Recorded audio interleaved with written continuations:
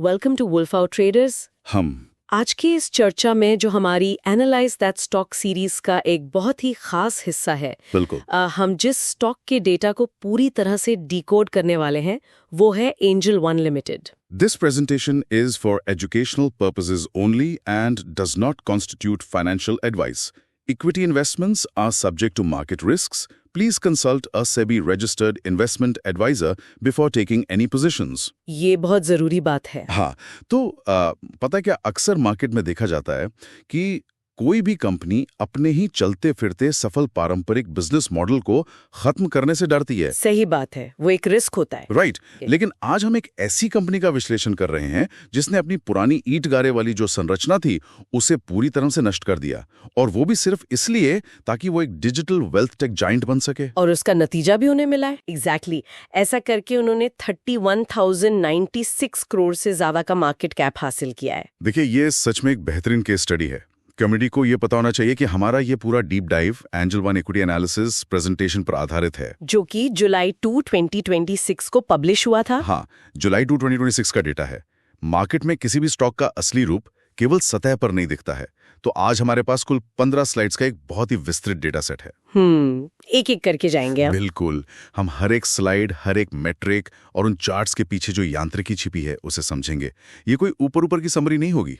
तो चलिए इसी मिशन के साथ हम आज के एनालिसिस की शुरुआत करते हैं। Slide 2, corporate genesis and capital market footprint. यहाँ जो एवोल्यूशन दिखाया ना वो काफी दिलचस्प है। सच में चौंकाने वाला है। मतलब ये कंपनी एक ट्रेडिशनल फिजिकल ब्रोकर के रूप में शुरू हुई थी। राइट फिर उन्होंने अपनी दिशा पूरी तरह से बदल ली और एक मोबाइल फर्स्ट फिनटेक में तब्दील हो गए, और आज ये एक premier retail wealth tech ecosystem बन चुकी है। अगर आप इनके फुटप्रिंट को देखें तो 31,096 करोड़ का जो मार्केट कैप है वो इन्हें मिड कैप स्पेस में एक बहुत ही डोमिनेंट खिलाड़ी बनाता है। बिल्कुल, और इनकी मौजूदा कीमत यानी CMP अभी 340.40 पर है, और इसका 52 वीक रेंज 209.00 से 360.00 तक गया है। अगर मैं इसके इस पूरे बदलाव को एक एनालॉजी से समझाऊं, तो ये ऐसा है जैसे कोई कंपनी पहले हाईवे पर सिर्फ एक टोल बूथ चलाती थी। अच्छा, टोल बूथ? हाँ, जहां गाड़ियां रुकती थीं, फिजिकल पर्ची कटती थी, लेकिन फिर उन्हें एहसास हुआ कि भविष्य टोल बूथ का नहीं है, भविष्य तो पूरे डिजिटल हाईवे का इंफ्रास्ट्रक्चर बनाने में है। अरे वाह, ये बहुत ही शानदार एनालॉजी दी आपने। मतलब हाईवे खुद का बनाना ताकि हर ट्रांजैक्शन से एक स्वचालित वैल्यू जनरेट हो। एग्जैक्टली। अगर हम इसी स्लाइड में दिए गए कॉर्पोरेट मिशन को पढ़ें जो कहता है democratise wealth creation via AI driven low cost execution, तो ये स्पष्ट हो जाता है कि ये बदलाव केवल तकनीक का नहीं था। तो फिर किस चीज का था? ये मानसिकता का बदलाव था। किसी भी ट्रेडर के लिए इस विकास यात्रा को समझना इसलिए जरूरी है क्योंकि मार्केट में अगर आप अडेप्ट नहीं करेंगे तो आप सरवाइव नहीं करेंगे। जो ब्रोकर्स डिजिटल के समय नहीं बदले वो तो मार्केट से ही गायब हो गए। बिल्कुल। एंजल वन ने न केवल अडेप्ट किया बल्कि AI और लो कॉस्ट एग्जीक्यूशन का इस्तेमाल करके रिटेल वॉल्यूम को अपनी तरफ खींच लिया। लेकिन ये जो इतना बड़ा वॉल्यूम है ये असल में रेवेन्यू में कैसे बदलता है, ये समझना सबसे ज्यादा जरूरी है। राइट। और इसके लिए हम चलते हैं slide 3, the monetisation engine, how Angel One makes money की तरफ। इस स्लाइड का डेटा बहुत क्रिटिकल है। हाँ, इसमें सुपर ऐप इकोसिस्टम का जो फनल है वो बहुत ही साफ तरीके से दिखाया गया है। इसकी शुरुआत होती है 0 CAC डिजिटल ऑनबोर्डिंग से, यानी नए ग्राहकों को सिस्टम में लाने की लागत लगभग 0 के बराबर है। करेक्ट। और इसके 3 मुख्य रेवेन्यू स्ट्रीम्स बताए गए हैं। पहला है ट्रांजैक्शन फीस, जो इक्विटी, FNO, कमोडिटीज और करेंसीज की ट्रेडिंग से आती है, जहां वो रिटेल और HNIs के लिए हाई यील्डिंग क्रेडिट बुक्स तैयार करते हैं।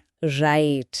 और तीसरा है डिस्ट्रीब्यूशन कमीशंस, जो उन्हें म्यूचुअल फंड्स, इंश्योरेंस और कॉर्पोरेट बॉन्ड्स बेचने से मिलता है। लेकिन इस स्लाइड के बिल्कुल अंत में एक बहुत भारी लाइन लिखी है। कौन सी लाइन? यहाँ लिखा है variable cost structure minimises brick and mortar overhead sustaining stellar operating margins. हाँ, ये लाइन बहुत गहरी है। यहाँ जो वेरिएबल कॉस्ट स्ट्रक्चर का सिद्धांत है वो इस पूरी रेवेन्यू मशीन का दिल है। वो कैसे, थोड़ा समझाइए इसे। देखिए, जो पारंपरिक ब्रोकर्स होते हैं उनके पास फिक्स्ड कॉस्ट बहुत ज्यादा होती है। मतलब उनकी ब्रांच का किराया, बिजली का बिल, स्टाफ की सैलरी। एग्जैक्टली। अब सोचिए, जब मार्केट गिरता है और ट्रेडिंग वॉल्यूम कम हो जाता है, तब भी उन्हें वो किराया तो देना ही पड़ेगा ना। हाँ, वो तो फिक्स्ड है। और इसी वजह से उनका मार्जिन क्रैश हो जाता है। लेकिन डिजिटल मॉडल में क्या होता है? डिजिटल में कोई नई बिल्डिंग तो नहीं बनानी पड़ती? बिल्कुल। जब लाखों नए यूजर्स ऐप डाउनलोड करते हैं तो बस सर्वर का थोड़ा खर्च बढ़ता है। जब रेवेन्यू तेजी से बढ़ता है तो उनका खर्च उस अनुपात में नहीं बढ़ता। और इसी वजह से वो स्टेलर ऑपरेटिंग मार्जिन सस्टेन कर पाते हैं। एकदम सही। लेकिन वेट, मुझे यहाँ एक छोटा सा विरोधाभास नजर आ रहा है। कैसा विरोधाभास? एक तरफ तो हम पूरी तरह से डिजिटल होने की बात कर रहे हैं, लेकिन जैसे ही मैं स्लाइड 4 स्ट्रक्चरल डिफेंसिव मोड्स देखती हूँ तो यहाँ एक अलग ही कहानी है। अच्छा, स्लाइड 4 में क्या है? यहाँ 4 मोड्स यानी 4 सुरक्षा चक्र बताए गए हैं। पहला है टेक आर्किटेक्चर, जहां उनका प्रोप्राइटरी इंफ्रास्ट्रक्चर रोजाना लाखों ऑर्डर्स बिना रुके हैंडल करता है। और इससे उन्हें लो CSE और हाई LTV मिलता है। हाँ, लेकिन दूसरा मोड सुनिए, वो है ऑफलाइन AP नेटवर्क, मतलब ऑथराइज पर्सन्स का नेटवर्क। ये तो पूरी तरह से फिजिकल और जमीनी चीज है ना। आगे क्या है? तीसरा मोड है नेटवर्क इफेक्ट्स, जहां इकोसिस्टम में जितना डेटा आता है उनका AI उतना ही बेहतर होता है। और चौथा है 103% का ऐतिहासिक डिविडेंड यील्ड। राइट।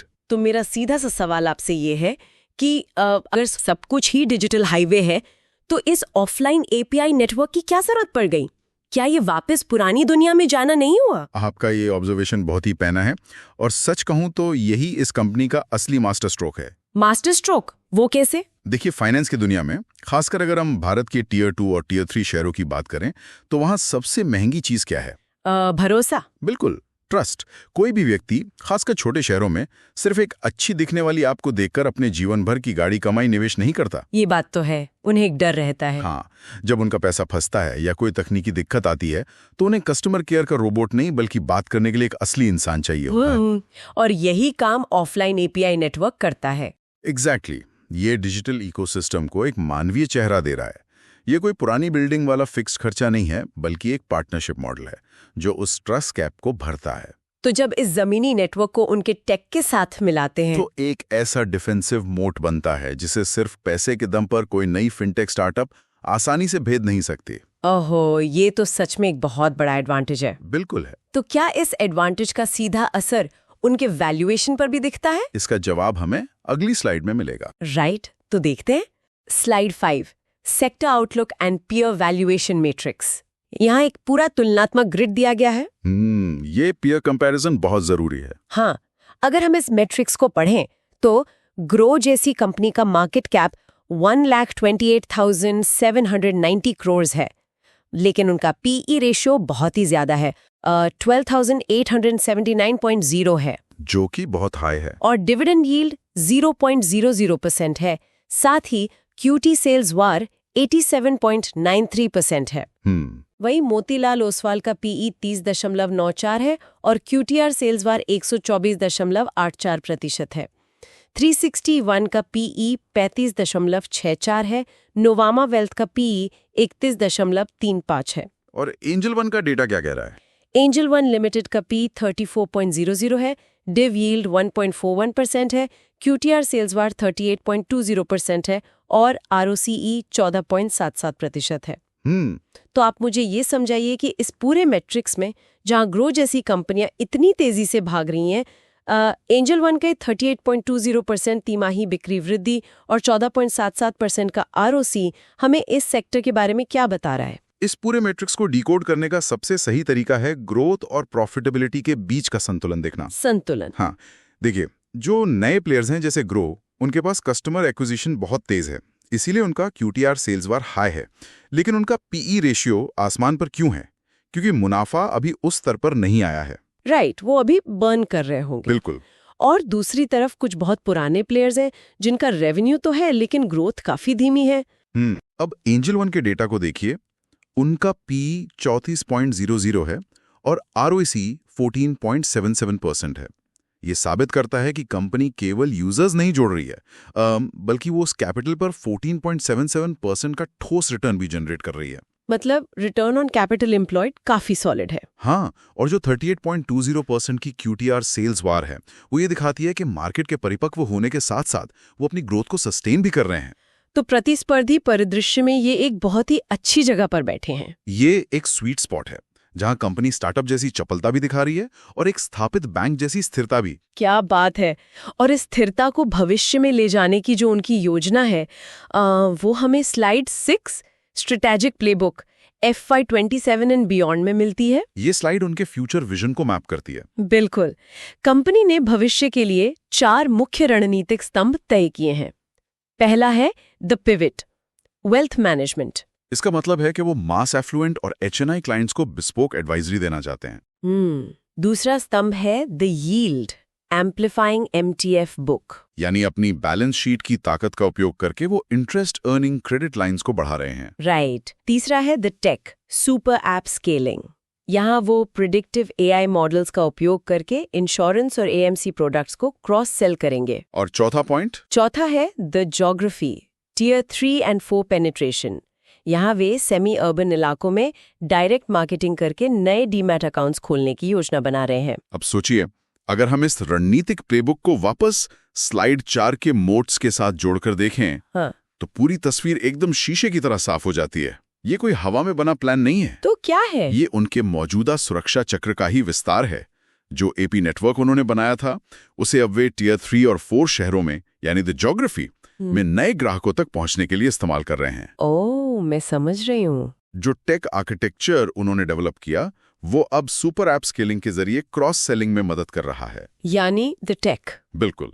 और क्योंकि अब उनके पास एक इतना विशाल ग्राहक आधार है, वे उन्हें सिर्फ ब्रोकिंग तक सीमित नहीं रखना चाहते। वो उन्हें वेल्थ मैनेजमेंट की ओर ले जा रहे हैं। एग्जैक्टली। ये सभी डॉट्स एक दूसरे से बहुत गहराई से जुड़े हुए हैं। बहुत ही स्ट्रक्चरल अप्रोच है। श्रोताओं, आगे के अहम वित्तीय डेटा पर जाने से पहले मेरी एक छोटी सी लेकिन बहुत जरूरी अपील है। बिल्कुल। कृपया इस विश्लेषण को लाइक करें और YouTube के हाइप फीचर का उपयोग करके इसे हाइप करें। ये हमारे वुल्फ आउट ट्रेडर्स टीम के घंटों की रिसर्च और विश्लेषण के प्रयास के लिए एक बड़ा इनाम होगा और उन्हें आगे भी ऐसे और विश्लेषण लाने के लिए प्रेरित करेगा। एकदम सही। तो चलिए अब चलते हैं slide 7 trailing 4 quarter financial momentum की तरफ। यहाँ के आंकड़े काफी इंटरेस्टिंग है। सच में ये आंकड़े किसी भी एनालिस्ट का ध्यान खींच सकते हैं। Q1 जून 25 में इनका रेवेन्यू था 1141 करोड़ और ऑपरेटिंग प्रॉफिट मार्जिन था 24%। लेकिन Q4 मार्च 26 तक आते आते रेवेन्यू बढ़कर 1459 करोड़ हो गया और ऑपरेटिंग प्रॉफिट मार्जिन सीधा 41% पर पहुंच गया। ये एक बहुत बड़ा जंप है। यहाँ जो ग्रोथ कॉलआउट्स दिए गए हैं वो इस प्रकार हैं। YoY रेवेन्यू में +38.16% की वृद्धि हुई है। YoY ऑपरेटिंग प्रॉफिट में +74.63% का उछाल है। और net profit? YoY net profit में तो +82.86% की जबरदस्त बढ़ोतरी है। मेरा दिमाग ये सोचकर चकरा रहा है कि रेवेन्यू तो सिर्फ 38% बढ़ा है ना, तो नेट प्रॉफिट लगभग 83% कैसे बढ़ सकता है? ये गणित कैसे काम कर रहा है? यही तो वो जादुई शब्द है जिसका जिक्र हमने थोड़ी देर पहले किया था, operational leverage. Exactly, operational leverage. इसे एक बहुत ही सरल उदाहरण से समझते हैं। मान लीजिए एक डिजिटल प्लेटफॉर्म चलाने का आपका जो फिक्स्ड खर्च है वो 100 रुपए है। ठीक है, 100 रुपए फिक्स्ड है। और आप 150 रुपए कमाते हैं, तो आपका प्रॉफिट कितना हुआ? 50 रुपए। राइट। अब अगर आपकी कमाई 38% बढ़कर लगभग 207 रुपए हो जाए, लेकिन आपका टेक इंफ्रास्ट्रक्चर तो पहले से ही बना हुआ है ना। हाँ, सर्वर वगैरह तो सेट है। तो खर्च शायद 100 से बढ़कर सिर्फ 110 रुपए ही होगा। नतीजा क्या हुआ? 207 में से 110 गए तो 97 रुपए बचे। बिल्कुल। आपका प्रॉफिट 50 रुपए से उछलकर सीधा 97 रुपए हो गया, यानी लगभग दोगुना। ओह, अब समझी मैं। जब रेवेन्यू बढ़ता है तो उसका एक बहुत बड़ा हिस्सा सीधे बॉटम लाइन यानी नेट प्रॉफिट में जुड़ जाता है। यही कारण है कि इनका ऑपरेटिंग प्रॉफिट मार्जिन 24% से छलांग लगाकर 41% तक पहुंच गया। ये सच में गेम चेंजर है, बिना शक। लेकिन जब प्रॉफिट इतना शानदार है तो शेयर होल्डिंग का पैटर्न हमें क्या बता रहा है? ये जानने के लिए slide 8 fundamental framework and institutional flows पर चलते हैं। ये स्लाइड मार्केट के असली सेंटिमेंट को दिखाती है। हाँ, यहाँ KPI ग्रिड में ROE 15.6% है, ROCE 14.8% है और डेट इक्विटी 1.29x है। ठीक है।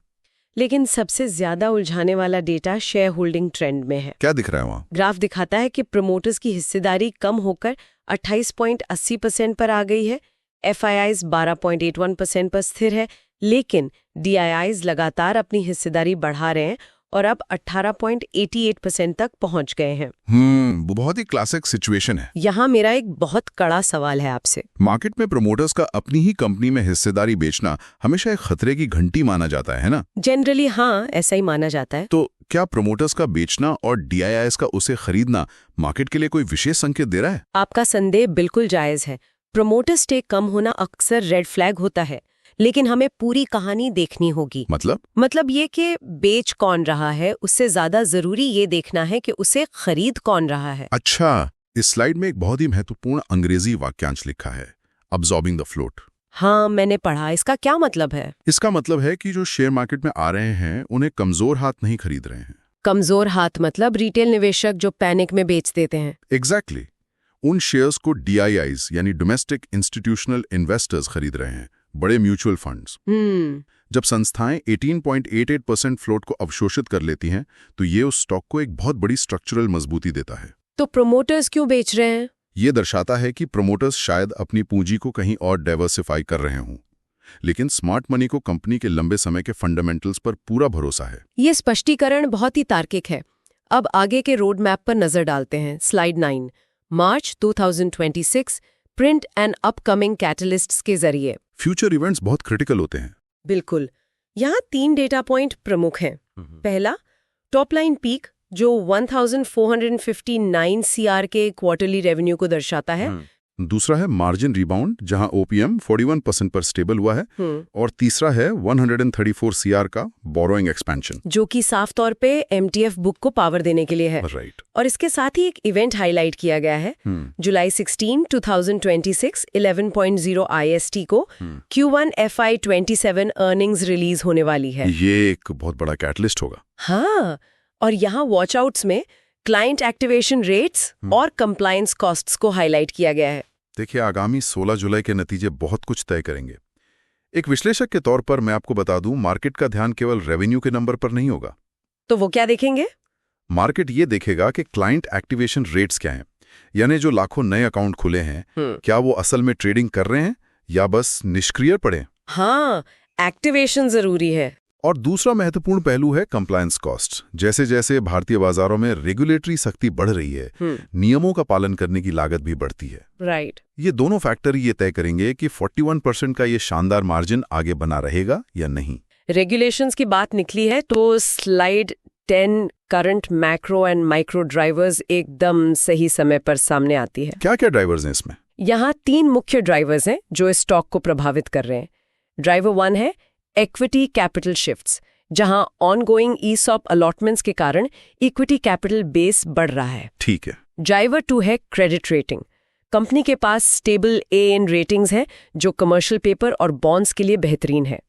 और ड्राइवर 3 सबसे अहम है रेगुलेटरी शिफ्ट्स। इसमें यूनिफॉर्म ट्रांजैक्शन चार्ज रेगुलेशंस का जिक्र है। इस स्लाइड का सबसे बड़ा टेकअवे यही ड्राइवर 3 है। वो कैसे? जब से सेबी या एक्सचेंजों की तरफ से यूनिफॉर्म ट्रांजैक्शन चार्ज रेगुलेशंस लागू होते हैं तो ब्रोकर्स के लिए विशुद्ध ब्रोकरेज से होने वाली कमाई पर एक कैप लग जाता है, उनकी लिमिट तय हो जाती है। ओहो, मतलब उनके मेन कमाई पर असर पड़ेगा। बिल्कुल। अब अगर आप इसे स्लाइड 6 की रणनीतिक प्लेबुक से जोड़ें तो आपको समझ आएगा कि कंपनी वेल्थ मैनेजमेंट और MTF की तरफ पिवट क्यों कर रही है। क्योंकि वो जानते हैं कि ट्रांजैक्शन फीस भविष्य में दबाव में आ सकती है। एग्जैक्टली। इसलिए वे पहले से ही ब्याज और डिस्ट्रीब्यूशन कमीशन के रूप में वैकल्पिक आय के स्रोत तैयार कर रहे हैं। क्या बात है, सब कुछ लिंक्ड है, पूरा इकोसिस्टम है।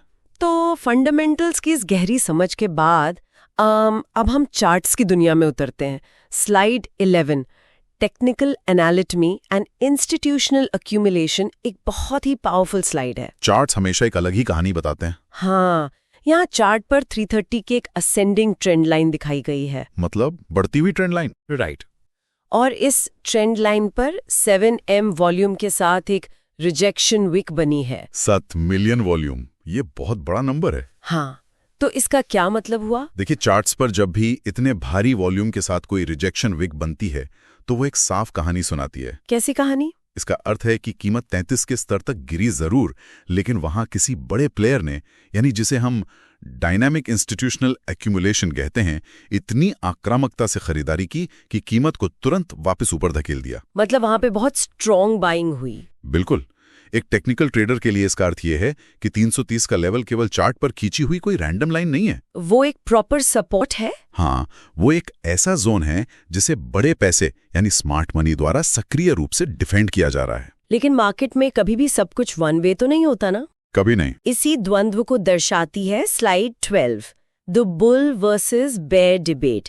यहाँ दोनों पक्षों के तर्क बहुत ही स्पष्ट तरीके से दिए गए हैं। बुल और बियर दोनों का नजरिया देखना जरूरी है। तो पहले बुल के पक्ष में 3 टेलविंड्स हैं। पहला, इंक्रीमेंटल यूजर्स पर मैसिव ऑपरेशनल लेवरेज, जो हमने डिस्कस किया। दूसरा, DII ब्लॉक बाइंग, जो प्राइस फ्लोर बना रही है। और तीसरा, 103% का ऐतिहासिक डिविडेंड यील्ड। ये तो हो गया बुल केस। अब बेयर के पक्ष में 3 हेडविंड्स भी हैं। वो क्या है? पहला, F&O रेगुलेटरी कूलिंग का खतरा। दूसरा, पिछले 3 साल में प्रमोटर्स का -9.68% विनिवेश। और तीसरा है 7,951 करोड़ का ऊंचा कर्ज जो स्प्रेड्स को सिकोड़ सकता है। देखिए, ये बहस स्टॉक मार्केट के असली स्वरूप को दर्शाती है। हमें दोनों पक्षों का एकदम निष्पक्ष विश्लेषण करना चाहिए। राइट। बुल केस पूरी तरह से कंपनी के कैश जनरेशन और इंस्टीट्यूशनल सपोर्ट पर टिका हुआ है, जो कि सच में बहुत मजबूत है। लेकिन वो कर्ज वाला पॉइंट? अब बियर केस के तर्क भी उतने ही प्रासंगिक है। ये जो 7,951 करोड़ का कर्ज है, हाँ, वो MTF यानी मार्जिन फंडिंग के लिए लिया गया है। तो इसमें रिस्क क्या है? रिस्क ये है कि अगर कल को मार्केट में ब्याज दरें बढ़ती हैं तो कंपनी के मुनाफे का मार्जिन, जिसे हम स्प्रेड्स कहते हैं, वो कम हो सकता है। और रेगुलेशंस वाला पॉइंट भी है। हाँ, F&O में कोई भी नया रेगुलेशन सीधे उनके रेवेन्यू को हिट करेगा। तो ये एक रिस्क का संतुलन है जिसे समझना हर ट्रेडर के लिए जरूरी है। और इसी संतुलन को एक अंतिम निष्कर्ष में बांधने के लिए हम देखते हैं slide 13, synthesis, aligning fundamentals and technicals. इसमें क्या कंक्लूजन निकल रहा है? यहाँ एक वेन डायग्राम दिया है। एक तरफ फंडामेंटल्स हैं जो 43x PE को पूरी तरह से सही ठहराते हैं, क्योंकि company 82% YOY net profit growth दिखा रही है। ठीक है। दूसरी तरफ टेक्निकल्स हैं, जहां कीमत 320 की ट्रेंड लाइन से भारी वॉल्यूम के साथ बाउंस हुई है। दोनों का संगम ये निष्कर्ष निकालता है कि लॉन्ग टर्म स्ट्रक्चर बुलिश है। हाँ, क्योंकि संस्थागत खरीदारी फंडामेंटल रिकवरी के साथ पूरी तरह मेल खाती है। ये सिंथेसिस इस पूरे विश्लेषण का सार है। अक्सर लोग क्या करते हैं, वो फंडामेंटल्स और टेक्निकल्स को अलग अलग देखते हैं, जो कि गलत अप्रोच है। बिल्कुल। जब एक शानदार ऑपरेटिंग मार्जिन और एक मजबूत सपोर्ट लेवल दोनों एक ही दिशा में इशारा कर रहे हो, तो वो डेटा का एक हाई प्रोबेबिलिटी सेटअप बन जाता है। और यही प्रोबेबिलिटी हमें slide 14, risk reward matrix structural probabilities में साफ तौर पर मैप की हुई मिलती है। चलिए इसके लेवल्स देखते हैं। इस स्ट्रक्चरल मैप के हर एक डेटा पॉइंट को डिकोड करते हैं। पहले रेजिस्टेंस लेवल्स की बात करें तो R3 है 375.00, जिसकी संभावना लो है, यानी 30%। इसके लिए कैटलिस्ट क्या चाहिए? इसके लिए Q1 के नतीजों का उम्मीद से कहीं बेहतर, यानी मैसिव बीट होना जरूरी है। राइट। R2 है 360.00, जिसकी संभावना मॉड हाई 65% है। ये 52 वीक हाई है और यहाँ टेक्निकल ब्रेकआउट की उम्मीद है। ठीक है। R1 है 348.00, संभावना हाई 75%। ये इमीडिएट स्विंग हाई है। और हमारा पिवट लेवल 340.40 है। अब सपोर्ट लेवल्स क्या कह रहे हैं? सपोर्ट लेवल्स में S1 है 330.00 और इसके टूटने की संभावना लो दी गई है, यानी 20%, क्योंकि ये प्राइमरी ट्रेंड लाइन है। S2 है 320.00, संभावना वेरी लो 10%। और S3 है 300.00, जिसकी संभावना नेग्लिजिबल 5% है। देखिए, इस रिस्क रिवॉर्ड मैट्रिक्स की असली ताकत इसके कैटलिस्ट्स में है। कैसे? उदाहरण के लिए S1 जो 330.00 है, उसके टूटने की संभावना केवल 20% इसलिए है क्योंकि वहां 7M वॉल्यूम का रिजेक्शन विक है, जिसकी चर्चा हमने अभी स्लाइड 11 में की थी। हाँ, वो स्मार्ट मनी वाला जोन। एग्जैक्टली।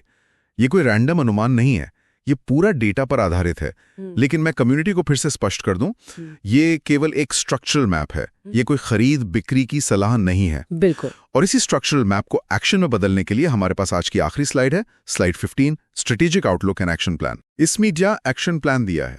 यहाँ मार्केट स्टेटस को स्ट्रॉन्ग मोमेंटम, स्टेबल स्ट्रक्चर घोषित किया गया है और 3 बहुत ही स्पष्ट स्थितियां यानी सिनेरियोज दी गई हैं। पहली स्थिति क्या है? पहली स्थिति है IF holding above 330, then trend intact. ठीक है। दूसरी स्थिति है IF breaching 360 on volume, then upside breakout confirmed. और तीसरी स्थिति है IF closing below 320, then trend invalidation. ये जो एक्शन प्लान है ना, ये ट्रेडर के दिमाग से किसी भी तरह के बायस को खत्म कर देता है। बायस मतलब मार्केट में क्या होगा ये सोचने से ज्यादा जरूरी ये होता है कि अगर ऐसा हुआ तो हम क्या करेंगे। राइट, प्लान रेडी होना चाहिए। हाँ। 330 के ऊपर तक ट्रेंड सुरक्षित है, 360 पार होता है वॉल्यूम के साथ तो नई तेजी है। और अगर 320 टूट गया तो डेटा साफ कह रहा है कि पूरा बुलिश स्ट्रक्चर अमान्य हो जाएगा। यही निष्पक्षता मार्केट में लंबे समय तक जीवित रहने की कुंजी है। तो ये था एंजल वन के पूरे 15 स्लाइड प्रेजेंटेशन का एक बहुत ही गहरा और बारीक विश्लेषण। हमने केवल चार्ट्स नहीं देखे, हमने उस बिजनेस के डीएनए को डिकोड किया जो उन चार्ट्स को असल में चलाता है। बिल्कुल, जॉइन द पैक। कम्युनिटी के सभी सदस्यों से मेरा अनुरोध है कि कृपया वुल्फ आउट ट्रेडर्स को लाइक, शेयर और सब्सक्राइब करें और अपना सपोर्ट दिखाएं। और अगर ये विश्लेषण आपके लिए उपयोगी साबित हुआ है तो कृपया YouTube के हाइप फीचर का इस्तेमाल करके इसे हाइप करें। हम चाहेंगे कि कम्युनिटी कमेंट सेक्शन में स्टॉक मार्केट से जुड़े अपने सुझाव हमारे साथ साझा करे। और हाँ, अगर कम्युनिटी का कोई भी सदस्य किसी विशेष स्टॉक का विश्लेषण उच्च प्राथमिकता यानी हाई प्रायोरिटी पर चाहता है तो वे सुपर थैंक्स कर सकते हैं। हमारा नियम बहुत ही सीधा सा है। हाँ, 1 super thank equals 1 stock analysis. बस थैंक्स बटन पर क्लिक करें और उस स्टॉक का नाम कमेंट करें जिसे आप हमारी प्रायोरिटी लिस्ट में टॉप पर देखना चाहते हैं, क्योंकि ये परस्पर संवाद और डेटा का विश्लेषण ही हमारी कम्युनिटी के वित्तीय ज्ञान को नई ऊंचाइयों पर ले जाएगा। एकदम सही। Help us direct our jagran to where it counts.